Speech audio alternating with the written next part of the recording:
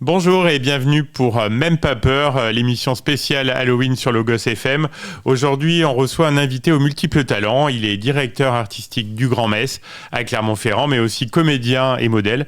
Ce soir, pas de mise en scène ni de défilé, mais un petit quiz d'Halloween pour voir s'il est plutôt courageux ou s'il a quand même quelques frissons à nous avouer. Bonjour Nicolas Berthery. Bonjour Stéphane. Ravi de vous accueillir ici.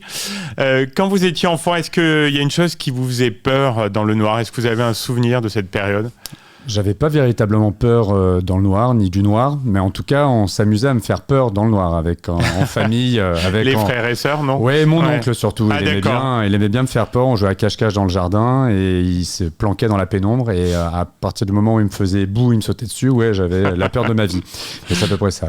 Ok, est-ce que vous avez un peu fêté Halloween enfant ou plus tard, et est-ce que vous avez un souvenir marquant de cet événement ? J'ai pas tant de souvenirs d'Halloween, parce qu'en tout cas, je pense que c'est aussi une question de génération. Parce que... C'est vrai qu'il y a une époque où c'était moins développé, quoi. Voilà, c'est-à-dire qu'on peut dire aux auditeurs que je suis donc vieux.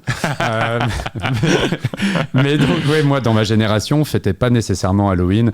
C'est plus, il y a 10 ans. Oui, c'est vrai que ça a commencé. On a hérité cette tradition des États-Unis. Okay. Donc non, j'ai pas tant de souvenirs. Par contre, oui, plus au niveau contenu cinématographique ou des séries. Ben, on va y venir. Et si vous deviez choisir un monstre ou une créature pour vous représenter, lequel vous choisiriez ? Justement, au niveau Cinoche, je dirais Beetlejuice. Très bon choix. J'ai revu récemment avec la suite tant attendue. On adore. Et puis cette versatilité du personnage qui peut être effectivement aussi bien effrayant que très drôle. Très bon choix. Alors si, là ça revient un petit peu à la même question, mais est-ce qu'il y a un livre, un film ou une série qui vous a donné le plus de frissons ? Alors évidemment, pareil, par rapport à ma génération, je pense qu'on se souvient tous de ça, le clown. Ah oui, ouais. L'enfer absolu, quoi. Je pense qu'il en a traumatisé des générations. Et je crois qu'il y a une série qui arrive. Avec ce même personnage du film, on se souvient tous de lui quand le petit enfant perd son ballon dans le caniveau et que là il surgit. Ça a marqué toute une génération. Et je pense qu'il y a pas mal de clowns qui ont perdu leur travail. Est-ce que c'est justement le personnage de film d'horreur qui vous terrifie le plus, ou il y a encore pire ? Ce clown, effectivement, je pense que je le mets dans mon top 3. Après, qu'est-ce qu'il y a comme spécialement écœurant ? Il y a aussi Freddy. Ah oui. Freddy et ses griffes, il est assez terrifiant, quoi. Ouais. Bon, des bons choix, Nicolas.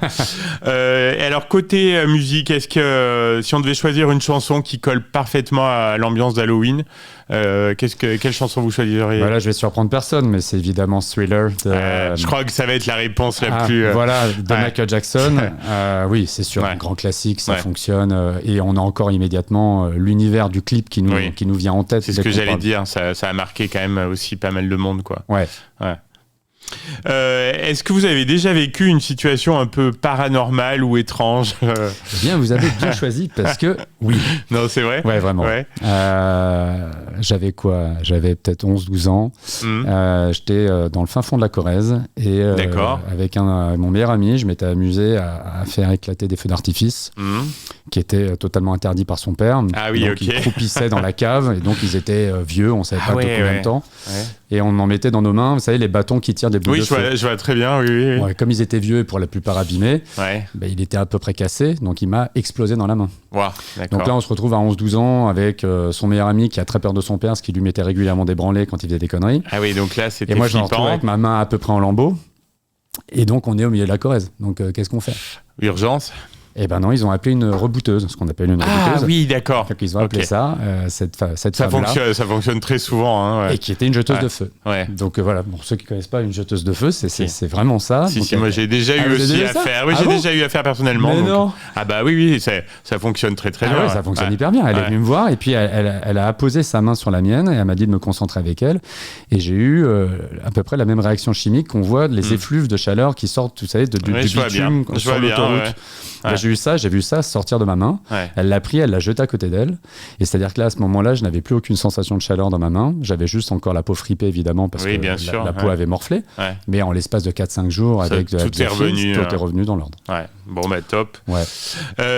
Si vous deviez inverser les rôles et faire peur à quelqu'un, alors quelle serait votre arme secrète? Je trouve que l'astuce, c'est la surprise, en fait, qui marche le mieux. Ouais, c'est sûr. Donc, c'est se planquer, évidemment, dans un petit recoin, attendre que la personne passe et lui sauter dessus en faisant un bout. Ça fonctionne très bien. Le grand classique.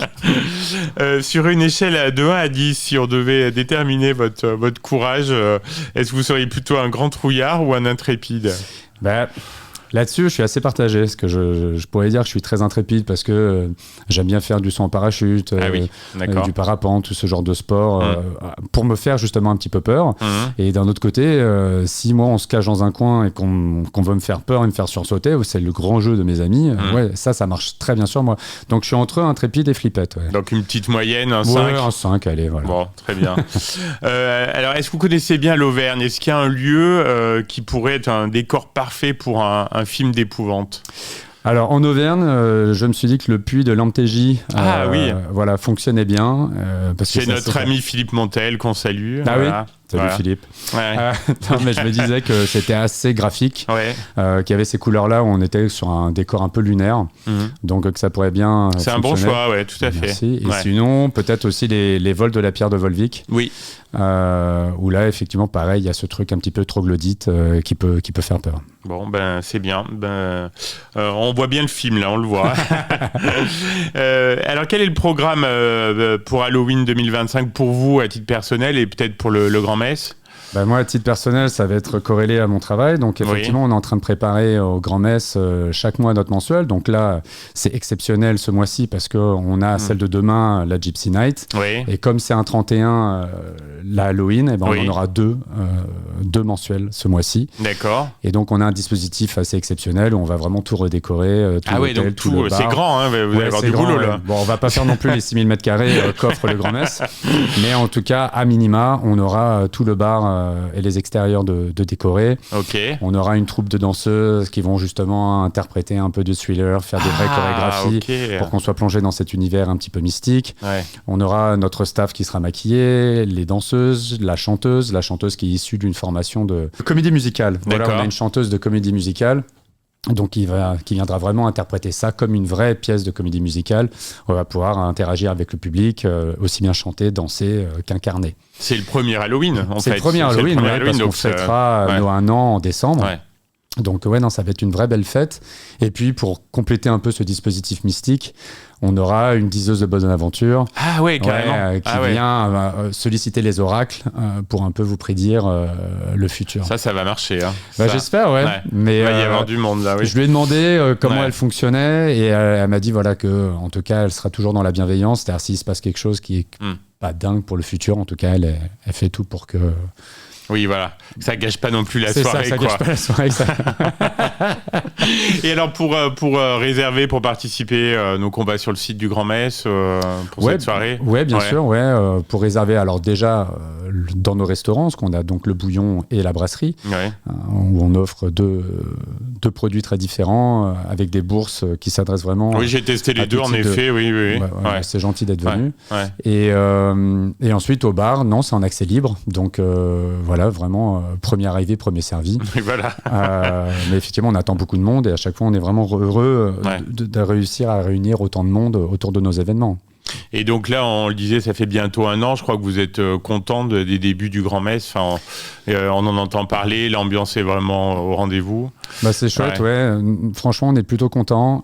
Après, évidemment, on aimerait toujours faire mieux. On aimerait qu'on soit encore davantage connu, mais on trouve que quand même les gens ont plutôt bien répondu. On arrive à trouver notre place, parce que c'est toujours aussi un peu ça. Quand on arrive, il faut trouver sa place. Donc on est hyper à l'écoute du retour des gens.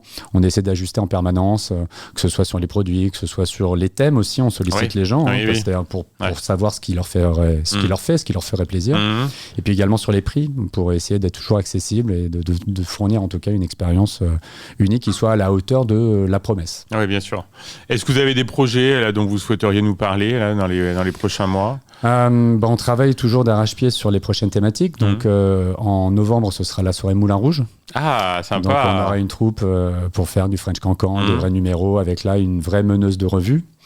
Donc ça va être sympa. Et puis pour le jour de l'an, ce sera la soirée Casino Royal, où on aura des croupiers, des tables de jeu, pour vraiment être dans l'ambiance. Et donc avec ce dress code très chic, avec le tuxedo. Ouais.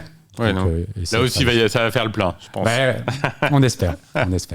Un grand merci, Nicolas Berthery, d'avoir joué le jeu de Même pas peur. Ah non, avec grand plaisir. Voilà, on vous souhaite plein de succès dans tous vos projets, au Grand Metz comme dans vos projets personnels. Et quant à nous, on se retrouve très vite avec un nouvel invité sur Logos FM. Et souvenez-vous, Même pas peur, enfin presque. À bientôt, Nicolas. Merci, au revoir.